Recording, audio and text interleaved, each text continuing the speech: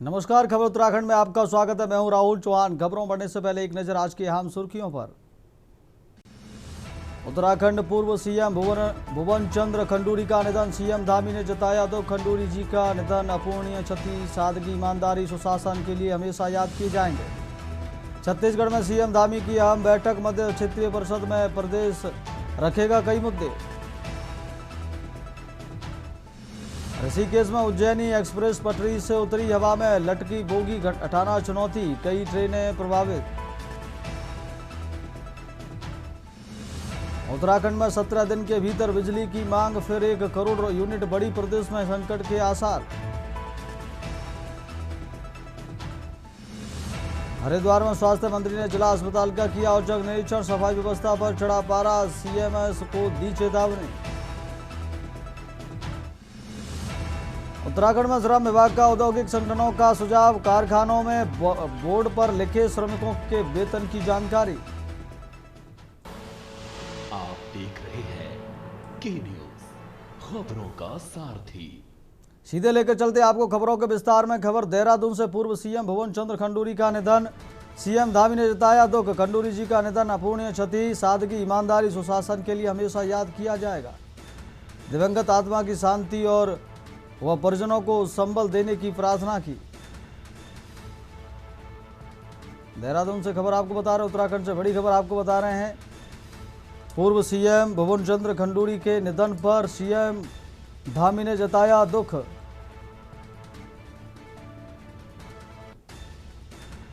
खंडूरी जी का निधन अपूर्णीय क्षति, सादगी, ईमानदारी, सुशासन के लिए हमेशा याद किए जाएंगे। दिवंगत आत्मा की शांति और वह परिजनों को संबल देने की प्रार्थना की। पूर्व सीएम भुवन चंद्र खंडूरी का निधन। देहरादून से बड़ी खबर आपको बता रहे हैं। सीएम धामी ने जताया दुख। खंडूरी जी का निधन अपूर्णीय क्षति, सादगी, ईमानदारी, सुशासन के लिए हमेशा याद किए जाएंगे। सीएम धामी ने जताया दुख। देहरादून से खबर आपको बता रहे हैं। उत्तराखंड के पूर्व सीएम का निधन पर सीएम धामी ने जताया दुख। सादगी, ईमानदारी, सुशासन के लिए हमेशा याद किए जाएंगे।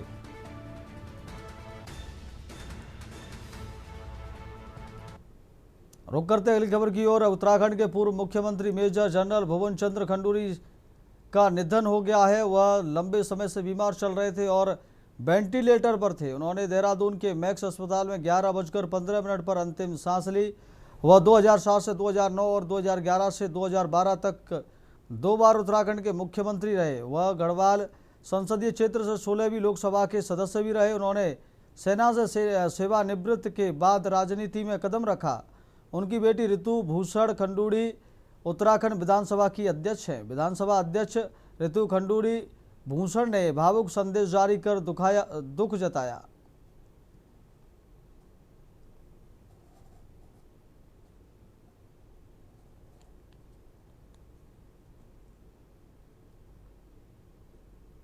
लेकर चलते आपको अगली खबर की ओर। भारतीय जनता पार्टी महिला मोर्चा की प्रदेश अध्यक्ष रुचि भट्ट ने उत्तराखंड के पूर्व मुख्यमंत्री और पार्टी के वरिष्ठतम नेताओं में से एक भुवन चंद्र खंडूरी के निधन पर गहरा दुख व्यक्त किया है।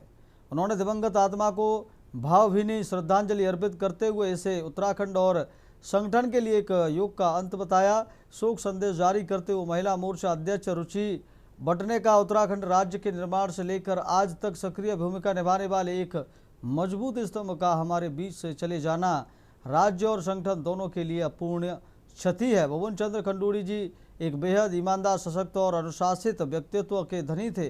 उन्होंने आगे कहा कि आर्मी बैकग्राउंड, सैन्य पृष्ठभूमि से होने के कारण उनके भीतर एक विशेष अनुशासन था।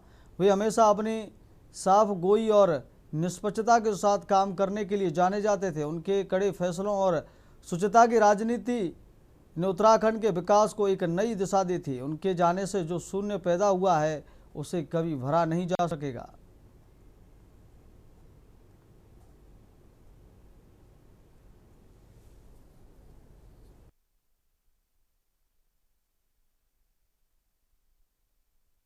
जी, जी, बिल्कुल, मैं आपके माध्यम से श्रद्धांजलि रखना चाहती हूँ और पूरे महिला मोर्चा की तरफ से हमारे लिए वाक़ई बहुत शोक की बात है कि हमारे एक उत्तराखंड के जो स्तंभ जिसे हम मानते हैं कि उत्तराखंड बनाने से लेकर अभी तक मतलब जब तक वो सक्रिय रहे, राजनीति का परिदृश्य बहुत अलग ही रहा। वो एक बहुत ही ईमानदार, सशक्त और मैं कहती हूँ क्योंकि वो आर्मी मैन थे, तो बहुत डिसिप्लिन्ड थे और बिल्कुल साफ गोई से काम करने वाले व्यक्ति रहे हैं और ऐसे व्यक्ति का जाना हमारे उत्तराखंड के लिए भी नुकसान हुआ है और भारतीय जनता पार्टी के लिए तो खासकर। रुक करते अगली खबर की ओर। लक्सर क्षेत्र के बिक्कमपुर इलाके में हर्षप्रीत नामक व्यक्ति और उसका परिवार लगातार दहशत के साए में जीने को मजबूर है। पीड़ित हर्षप्रीत ने 29 अप्रैल को जीतपुर पुलिस चौकी में तहरीर देकर शिकायत की थी कि उसे एक अनजान नंबर से कॉल कर 20 लाख रुपए की रंगदारी की मांग की गई थी। कॉल करने वाले ने धमकी दी थी कि तय समय में पैसे ट्रांसफर नहीं किए तो गंभीर अंजाम भुगतने होंगे। साथ ही बच्चों के स्कूल टाइम की जानकारी होने की बात कहकर परिवार को डराया गया। इसके बाद कल दोपहर जब हर्षप्रीत अपने बच्चों को स्कूल से लेकर घर लौट रहा था, तभी रास्ते में कुछ संदिग्ध युवकों ने उसकी गाड़ी रोकने की कोशिश की। किसी तरह उसने सूझबूझ दिखाते हुए वाहन को कच्चे रास्ते की ओर मोड़कर बच्चों को सुरक्षित घर पहुंचाया। इसके बाद स्थानीय लोगों की मदद से कुछ संदिग्ध युवकों को पकड़कर पुलिस के हवाले किया गया। पुलिस ने उन्हें हिरासत में लेकर पूछताछ शुरू कर दी और उनकी वीडियो भी सामने आई है। पीड़ित परिवार का कहना है कि 29 अप्रैल से शिकायत के बावजूद अब तक ठोस कार्रवाई नहीं होने से डर का माहौल बना हुआ है और बच्चों को स्कूल भेजना भी मुश्किल हो गया है। अबे तो बात सही बता रहा कि बर्थडे था दोस्त का। किसका? दीपक का। मैं दीपक को जाना है? ना ना ये नहीं जानते, मैंने बुला रखे थे अपनी तरफ से। तू इन्हें कह रहा कि मैं भी नहीं जानता, नहीं मैं किसी थर्ड पर्सन के हिसाब से जानूं। हाँ। तूने मेरे को बोला था फोन पे कि भाई मैं इनको जानता हूँ। मैंने उसे फोन किया। किस? मैंने इन्हें नहीं देखा। हाँ। समीर को। आज मेरे दोस्त का बर्थडे था ना। हाँ। उसे मैंने किया। रुक करते अगली खबर की ओर। खटीमा शहर में चोरों के हौसले लगातार बुलंद होते जा रहे हैं। सोमवार देर रात बाजार चौकी से कुछ ही दूरी पर चोरों ने 3 दुकानों में सेंध लगाकर लाखों रुपए की नकदी पर हाथ साफ कर दिया। लगातार हो रही चोरी की घटनाओं से व्यापारियों में भारी आक्रोश व्याप्त है। चोरों ने मेलाघाट रोड स्थित पूर्व व्यापार मंडल अध्यक्ष गौरी शंकर की मोबाइल कम्युनिकेशन दुकान को भी निशाना बनाया। बताया जा रहा है कि चोर दुकान के पीछे लगे विद्युत विभाग के वायरलेस टावर के सहारे छत पर पहुंचे और जीने की ममटी के दरवाजे की कुंडी बीम सहित काटकर अंदर घुस गए। इसके बाद चोरों ने गले में रखे करीब 7 लाख रुपए की नकदी चोरी कर फरार हो गए। इसी रोड पर स्थित एक इलेक्ट्रॉनिक्स दुकान में भी चोर पीछे की दीवार काटकर अंदर दाखिल हुए और वहां रखी नकदी ले उड़े। वहीं पास में स्थित किशन लाल जनरल स्टोर की दूसरी मंजिल की छत काटकर चोर दुकान में घुसे और गले से नकदी चोरी कर फरार हो गए।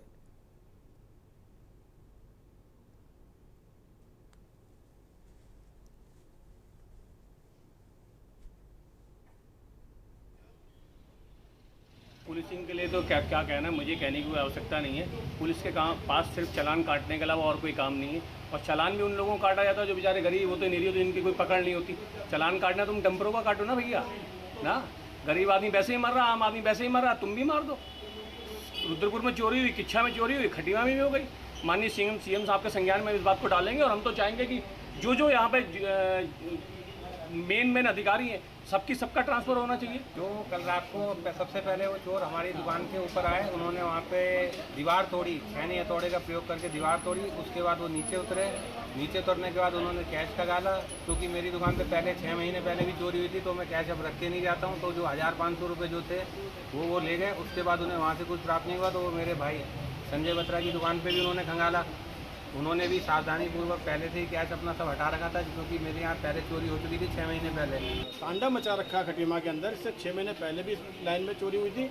आज जो कल रात में जो चोरी हुई है हमारे यहाँ, सारा कैश ले गए हैं, पूरी दीवार काट करके चोर अंदर घुसे हैं। उनका साहस देखिए, उनकी हिम्मत देखिए। आप क्या थे जो 4 जगह इन्होंने दीवार काटने के बाद अंदर आए हैं, ये पूरा एक गैंग है। रुक करते अगली खबर की ओर। देहरादून में उत्तराखंड में इस हफ्ते पड़ेगी भीषण गर्मी। तापमान 4 डिग्री तक बढ़ने के आसार। मैदानी इलाकों में लू का अलर्ट। पहाड़ों में 20 मई के बाद हल्की बारिश से मिलेगी राहत। बढ़ती गर्मी से जंगलों में आग का खतरा। मौसम विभाग ने दी सतर्क रहने की सलाह। उत्तराखंड में तपिश बढ़ी। अगले 3 दिन बाद पहाड़ों में बूंदाबांदी के आसार। देहरादून मानसून विभाग के हवाले से बड़ी खबर आपको बता रहे हैं। बढ़ती गर्मी से जंगलों में आग का खतरा। मौसम विभाग ने दी जानकारी, मौसम विभाग ने दी सतर्क रहने की सलाह। उत्तराखंड में तपिश बढ़ी। देहरादून मौसम विभाग ने जारी किया अलर्ट, अगले 3 दिन बाद पहाड़ों में बूंदाबांदी के आसार। उत्तराखंड में इस हफ्ते पड़ेगी भीषण गर्मी, मौसम विभाग ने जारी किया अलर्ट। तापमान 4 डिग्री तक बढ़ने के आसार। देहरादून मौसम विभाग के हवाले से बड़ी खबर आपको बता रहे हैं, मैदानी इलाकों में लू का अलर्ट। पहाड़ों में 20 मई के बाद हल्की बारिश से मिलेगी राहत। बढ़ती गर्मी से जंगलों में आग का खतरा। देहरादून से मौसम विभाग के हवाले से बड़ी खबर आपको बता रहे हैं, मौसम विभाग ने दी सतर्क रहने की सलाह। उत्तराखंड में तपिश बढ़ी, मौसम विभाग ने जारी किया अलर्ट, अगले 3 दिन बाद पहाड़ों में बूंदाबांदी के आसार। उत्तराखंड में इस हफ्ते पड़ेगी भीषण गर्मी, देहरादून मौसम विभाग के हवाले से बड़ी खबर आपको बता रहे हैं। तापमान 4 डिग्री तक बढ़ने के आसार। मैदानी इलाकों में लू का अलर्ट। पहाड़ों में 20 मई के बाद हल्की बारिश से मिलेगी राहत। देहरादून मौसम विभाग के हवाले से बड़ी खबर, बढ़ती गर्मी से जंगलों में आग का खतरा। मौसम विभाग ने दी सतर्क रहने की सलाह।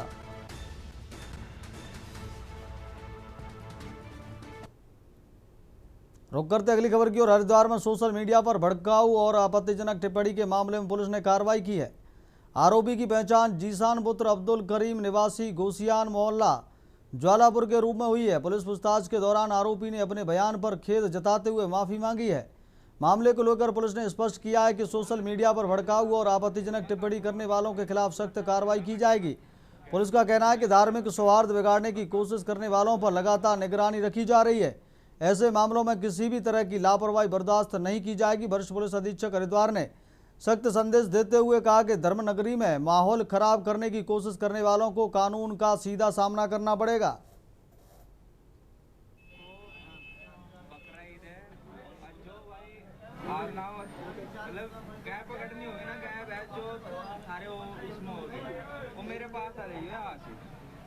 जिसको पकड़ी जाती है वो पकड़ ले। पकड़ने के बाद इतने काटने के बाद मैं काटूंगा और मैं कटाऊंगा। कट्टा क्या काटेगा? गाय काटेगा। गाय काट पक्का। मजाक।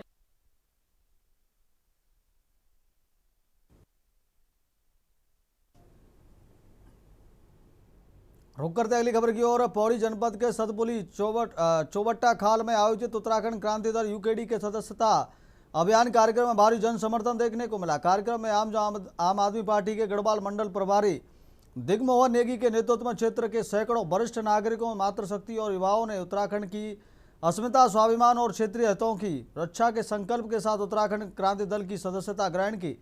कार्यक्रम में वक्ताओं ने कहा कि उत्तराखंड की जनता अब अपने हक और अधिकारों की लड़ाई के लिए क्षेत्रीय दलों की ओर मजबूती से बढ़ रही है। सदस्यता अभियान में उमड़ी भीड़ को उत्तराखंड क्रांति दल के बढ़ते जनाधार के रूप में देखा जा रहा है। इस अवसर पर यूकेडी के केंद्रीय अध्यक्ष सुरेंद्र कुकरेती, महिला प्रकोष्ठ की केंद्रीय अध्यक्ष मेजर संतोष भंडारी, सैनिक प्रकोष्ठ के केंद्रीय अध्यक्ष महिपाल सिंह पुंडीर, केंद्रीय उपाध्यक्ष संगठन सुनील कोटनाला, केंद्रीय महामंत्री संगठन गणेश काला, केंद्रीय प्रवक्ता एवं केंद्रीय उपाध्यक्ष शांति प्रसाद भट्ट, केंद्रीय उपाध्यक्ष आशुतोष नेगी, जिला प्रभारी समीप मुंडेपी पौड़ी, जिला अध्यक्ष अर्जुन नेगी सतपुली, नगर अध्यक्ष अनुराग बोठियाल, महिला प्रकोष्ठ की जिला अध्यक्ष संतोष ढोवाल सहित पौड़ी जिला एवं ब्लॉक कार्यकारिणी के कई पदाधिकारी और कार्यकर्ता मौजूद रहे। देखिए, मेरा मानना है ना, पहले तो ये हमारा उत्तराखंड का दुर्भाग्य है कि ऐसे विधायकों को हमने गद्दियों पर बैठा है जिनके बुद्धि का बिल्कुल विवेक खो चुका है। एक तरीके से पौड़ी से सबसे ज़्यादा मुख्यमंत्री निकलते हैं, यहाँ से सबसे ज़्यादा आर्मी के लोग यहाँ से निकलते हैं, हर चीज़ में योगी जी यहाँ के हैं। तो यहाँ पौड़ी का विकास अभी तक क्यों नहीं हुआ है? सतपाल महाराज जी ने अभी बीजेपी का एक बड़ा सा भव्य कार्यालय खुला हुआ है। क्या सतपाल महाराज जी को कार्यालय उद्घाटन करने के लिए जाने के लिए समय था? ये बहुत सारे मुद्दे बहुत हैं। जैसे अभी आपने कहा कि 5 बार उनके पिताजी विधायक रहे, 3 बार वो विधायक रह चुके हैं और समस्याओं का तो अगर देखें तो अंबार लगा हुआ है। तो हम जन मुद्दों पे जो क्षेत्र के मुद्दे हैं उन पे लगातार काम कर रहे हैं, उन पे बात कर रहे हैं, लोगों को अपने साथ। निश्चित तौर पर एक घर वापसी हुई है और मैंने जैसे पहले बताया कि मैं ऑलरेडी यूकेडी की सदस्यता 2007 में पहले ले चुका था और मैं 7 से और 2022 तक यूकेडी की ही सदस्यता में रहा। उसके मैंने कोई भी और राजनीतिक दल ज्वाइन नहीं करा। या ये बात बिल्कुल निश्चित है कि 2022 में मैं आम आदमी पार्टी के सिंबल पे यहाँ से चुनाव लड़ा था, लेकिन जो मुद्दे उत्तराखंड राज्य बनने से पहले सभी आंदोलनकारियों के थे और जिस परिकल्पना से ये राज्य बना, वो परिकल्पना दोनों ही दलों ने, चाहे वो उत्तराखंड में कांग्रेस की सरकारें रही हों चाहे वो भाजपा की सरकारें रही हों, नहीं काफ़ी कार्यकर्ता नहीं आए। गढ़वाल मंडल का पूरा आम आदमी पार्टी का विलय हो गया आपके साथ, दिग्मोहन जी के साथ पूरा जो है उनके नेतृत्व में 210 आदमियों ने जो है उत्तराखंड क्रांति दल ज्वाइन किया। और ये दल के लिए तो है ही, लेकिन इस राज्य के लिए शुभ संकेत है। देखिए रुक करते हैं खबर की ओर। देहरादून और आसपास के पर्यटन स्थलों में लगने वाले ट्रैफिक जाम की समस्या से निपटने के लिए जिला प्रशासन ने व्यापक रणनीति तैयार की है। जिला अधिकारी सबिन बंसल ने बताया कि शहर की यातायात व्यवस्था को सुगम बनाने के लिए सप्लाई साइड और पब्लिक रिस्पांस दोनों स्तरों पर तेजी से काम किया जा रहा है। प्रशासनिक स्तर पर कई महत्वपूर्ण हाईवे प्रोजेक्ट्स निर्माण और मंजूरी के विभिन्न चरणों में हैं, जिनके पूरा होने के बाद वाहनों के दबाव को डाइवर्ट करने के लिए नए विकल्प मिलेंगे और जाम की समस्या में बड़ी राहत मिलेगी। इसके साथ ही प्रशासन ने पब्लिक ट्रांसपोर्ट के अधिकतम उपयोग पर जोर दिया है। डीएम ने कहा कि पर्यटकों और स्थानीय लोगों को निजी वाहनों की बजाय सार्वजनिक परिवहन का उपयोग करना चाहिए, जिससे सड़कों पर दबाव कम होगा। गर्मियों और वीकेंड पर मंसूरी जैसे हिल स्टेशनों में बढ़ती भीड़ को देखते हुए प्रशासन ने यात्रियों से अपील की है कि वे कैरिंग कैपेसिटी को ध्यान में रखकर ही यात्रा की योजना बनाएं। प्रशासन ने स्पष्ट किया है कि बेहतर समन्वय से ही ट्रैफिक समस्या का स्थायी समाधान संभव है।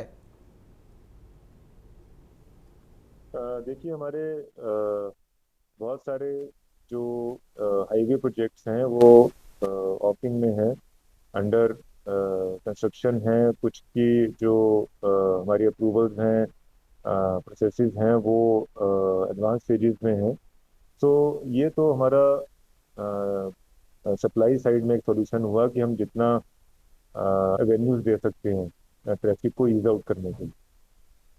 और सेकेंडली, हम जितना पब्लिक ट्रांसपोर्टेशन से जो हमारे टूरिस्ट हैं या हमारे आगंतुक हैं, वो जितना पब्लिक ट्रांसपोर्टेशन यूज़ करेंगे उससे ही उन्हीं को रिलीफ ज़्यादा मिल पाएगा। रुक कर अगली खबर की ओर। देहरादून में मुख्यमंत्री के निर्देशों के क्रम में जिला प्रशासन जन समस्याओं के त्वरित और प्रभावी निस्तारण के लिए पूरी तरह सक्रिय है। साप्ताहिक जन दर्शन कार्यक्रमों के साथ साथ अब सरकारी दफ्तरों में रोजाना आने वाले फरियादियों की शिकायतों को भी गंभीरता से लिया जा रहा है। हाल ही में आयोजित एक जन दर्शन कार्यक्रम में करीब 300 आवेदक अपनी विभिन्न समस्याओं को लेकर पहुंचे। जिला अधिकारी सबिन बंसल ने बताया कि इस दौरान सामाजिक सुरक्षा योजनाओं का लाभ, निजी भूमि विवाद और विभागीय समन्वय से जुड़ी कई गंभीर शिकायतें सामने आईं।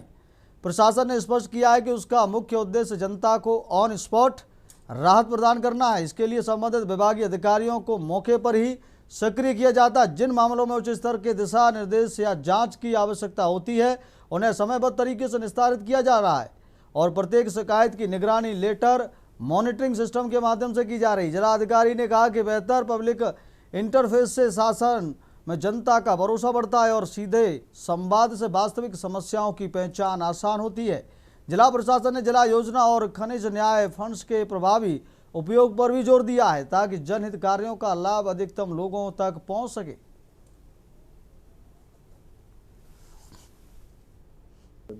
देखिए, हमारे माननीय मुख्यमंत्री जी के निर्देश अनुसार वैसे तो प्रति सप्ताह जन दर्शन आयोजित किए जाते हैं, पर इसके अलावा भी जो एप्लीकेंट्स आते हैं डेली, चाहे सिविल विजिट्स में, ऑफिस में, उनका समस्या का समाधान करने का प्रयास किया जाता है। तो आज लगभग 300 एप्लीकेंट्स यहाँ पर उपस्थित हुए थे और स्पेक्ट्रम ऑफ प्रॉब्लम्स के साथ उनकी संवेदनाएं रहती हैं, ग्रीवेंसेस रहती हैं, चाहे वो हमारे सोशल सर्विसेज एक्सेस हो या प्राइवेट लैंड डिस्प्यूट्स हैं। बहुत से केसेस में जो हमारी फील्ड मशीनरी है विभिन्न डिपार्टमेंट्स की, उनके साथ उनका कोऑर्डिनेशन नहीं हो पा रहा है। जो टाइमलाइंस हैं वो टाइमलाइंस फॉलो नहीं कर रहे हैं।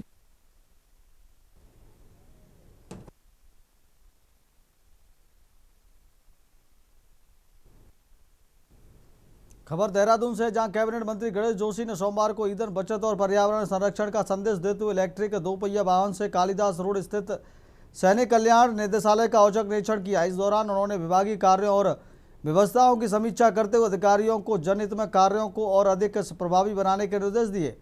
मंत्री ने कहा कि पर्यावरण संरक्षण आज समय की सबसे बड़ी आवश्यकता है और इसके लिए सभी को अपनी जिम्मेदारी निभानी होगी। उन्होंने विभागीय अधिकारियों एवं कर्मचारियों से एक सप्ताह में एक दिन नो व्हीकल डे अपनाने की अपील की है। साथ ही सार्वजनिक परिवहन और इलेक्ट्रिक वाहनों के उपयोग को बढ़ावा देने पर जोर दिया। मंत्री ने ऊर्जा संरक्षण के उद्देश्य से आंशिक वर्क फ्रॉम होम व्यवस्था लागू करने की आवश्यकता भी बताई। उन्होंने कहा कि छोटे छोटे प्रयासों से ईंधन की बचत के साथ प्रदूषण को भी कम किया जा सकता है। निरीक्षण के दौरान विभागीय अधिकारियों को कार्यप्रणाली में पारदर्शिता और जवाबदेही सुनिश्चित करने के निर्देश भी दिए गए हैं।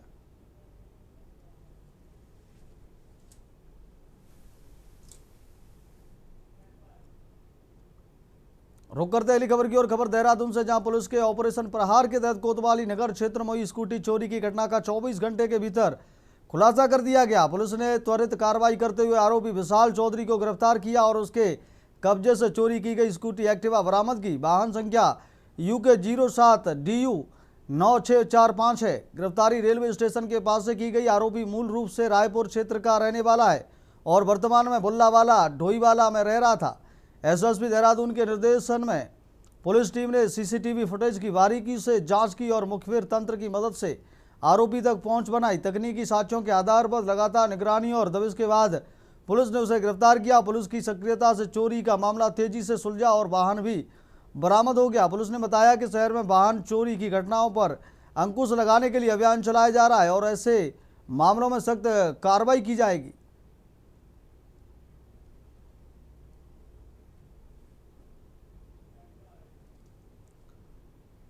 रुक करते अगली खबर की ओर। खबर देहरादून से, जहां राज्यसभा सांसद नरेश बंसल ने कहा कि ईरान, अमेरिका और इजराइल के बीच चल रहे संघर्ष के कारण वैश्विक स्तर पर ऊर्जा और ईंधन संकट गहराने की आशंका बढ़ गई है। उन्होंने बताया कि भारत अपनी आवश्यकता का लगभग 85% ईंधन और 60 से 70% उर्वरक आयात करता है। ऐसे में अंतर्राष्ट्रीय आपूर्ति श्रृंखला में किसी भी बाधा का सीधा असर देश की अर्थव्यवस्था पर पड़ सकता है। सांसद ने कहा कि प्रधानमंत्री नरेंद्र मोदी ने इस स्थिति को देखते हुए जनता से सतर्कता और संसाधन बचत की अपील की है। उन्होंने लोगों से सार्वजनिक परिवहन और इलेक्ट्रिक वाहनों के अधिक उपयोग, सप्ताह में एक दिन नो व्हीकल डे अपनाने तथा खाद्य तेल की खपत में 10% की कमी करने का आग्रह किया है। साथ ही बढ़ती वैश्विक कीमतों और विदेशी मुद्रा भंडार पर दबाव को देखते हुए 1 वर्ष तक सोना न खरीदने की भी सलाह दी गई है। नरेश बंसल ने कहा कि यह सभी कदम सावधानी और आर्थिक स्थिरता के लिए आवश्यक है। उन्होंने यह भी कहा कि देश की जनता हमेशा नेतृत्व के आह्वान पर एकजुट होकर सहयोग करती रही है और इस बार भी लोग इन सुझावों को अपने दैनिक जीवन में अपना रहे हैं। जब जब देश पर संकट आया है, जनता ने जिम्मेदारी के साथ समर्थन दिया है।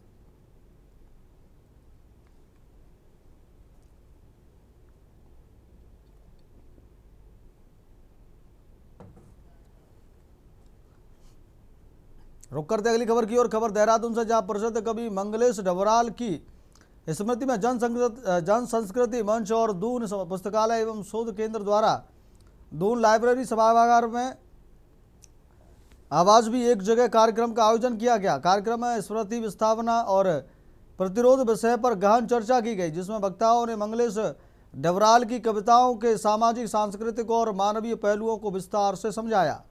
वक्ताओं ने कहा कि उनकी कविताएं केवल साहित्यिक अभिव्यक्ति नहीं बल्कि समाज की पीड़ा, विस्थापन और प्रतिरोध की सशक्त आवाज़ है। उन्होंने बताया कि डबराल की रचनाओं में आम जनजीवन की संवेदनशीलता और संघर्ष की गूंज स्पष्ट रूप से दिखाई देती है। कार्यक्रम में उनकी कविताओं को वर्तमान सामाजिक परिस्थितियों के संदर्भ से भी जोड़ा गया। दूसरे सत्र में वरिष्ठ एवं युवा कवियों ने कविता पाठ प्रस्तुत कर साहित्यिक माहौल को जीवंत बना दिया। इस दौरान श्रोताओं ने कविताओं को ध्यानपूर्वक सुना और कई स्थानों पर तालियों से कवियों का उत्साहवर्धन किया। कार्यक्रम में शहर के कई साहित्यकार, रंगकर्मी और साहित्य प्रेमी बड़ी संख्या में मौजूद रहे। आयोजन का उद्देश्य साहित्य और स्मृति को नए संदर्भों में जोड़ना रहा।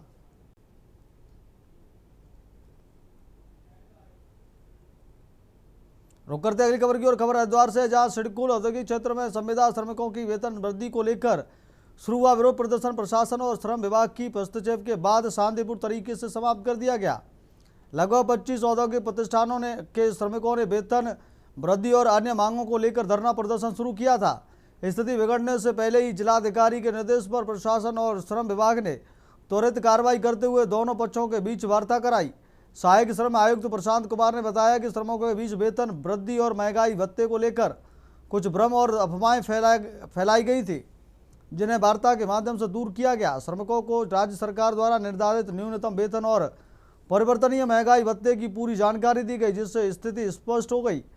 प्रशासन ने श्रमिकों और कंपनी प्रबंधन के बीच सौहार्दपूर्ण वातावरण में बातचीत कर सभी मुद्दों का समाधान कराया। श्रमिकों को जागरूक करने के लिए प्रेस नोट और वीडियो संदेश भी जारी किए गए। अधिकारियों ने बताया कि फिलहाल सिडकुल क्षेत्र में स्थिति पूरी तरह सामान्य और सभी औद्योगिक इकाइयों में उत्पादन कार्य सुचारू रूप से चल रहा है।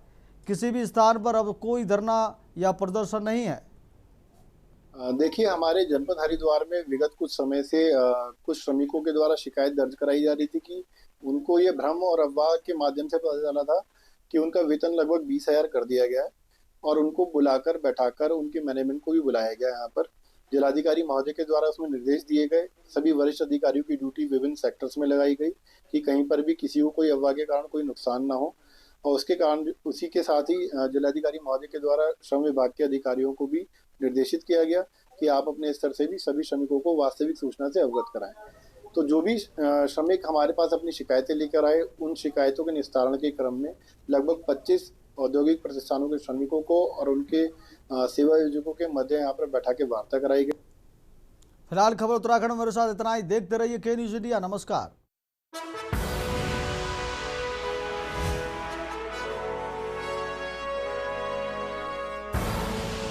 आप देख रहे हैं के न्यूज़, खबरों का